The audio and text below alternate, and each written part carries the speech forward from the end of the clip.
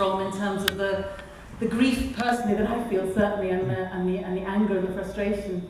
But I think when we look at that referendum result, then I think for a lot of people who did vote Leave, in a sense it was a kind of howl of anger. I think it was a howl of feeling that they are left out from current political discourse, and that political parties for a great many years have basically ignored their views. And I'd argue that the first past the post electoral system allows that to happen. Indeed, it ensures that that happens by ensuring that essentially the only people's views that count are the swing voters in the marginal seats. And so I think that electoral reform isn't just some kind of device that parties need to get power, it's also fundamentally about putting power back in the hands of people. And I think that's what the Green Party is fundamentally about.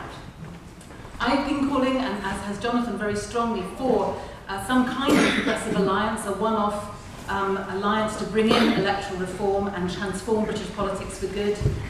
Jonathan and I want to do everything possible to try to stimulate debate and conversation in local parties up and down the country about what that means in practice.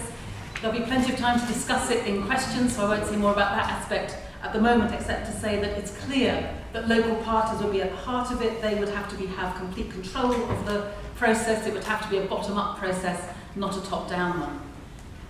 Very briefly, in terms of the other points that we want to get across in our leadership bid, we want to talk about the importance of communicating the party's distinctive green vision even more effectively.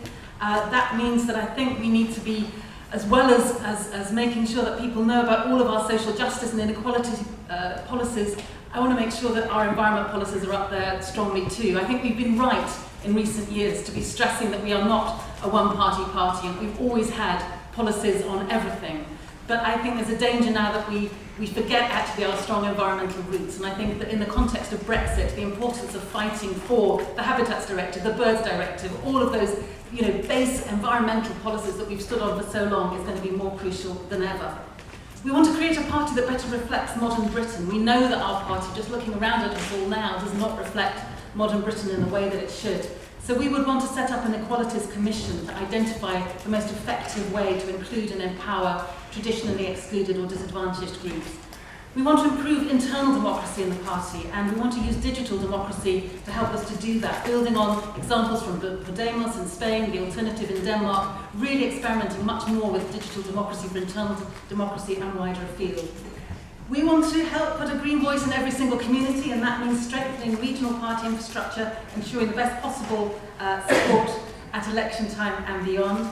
And finally, why a job share? Well, the party has always been pioneering different ways of doing things, better ways of doing things. And if part of our message as the Green Party is that we need to be sharing power, then what better way of demonstrating that than through sharing power ourselves in a co-leadership bid? We believe that we can do that in a very positive way. I've got 7 seconds left, so suffice to say I look forward to your questions. Thank you.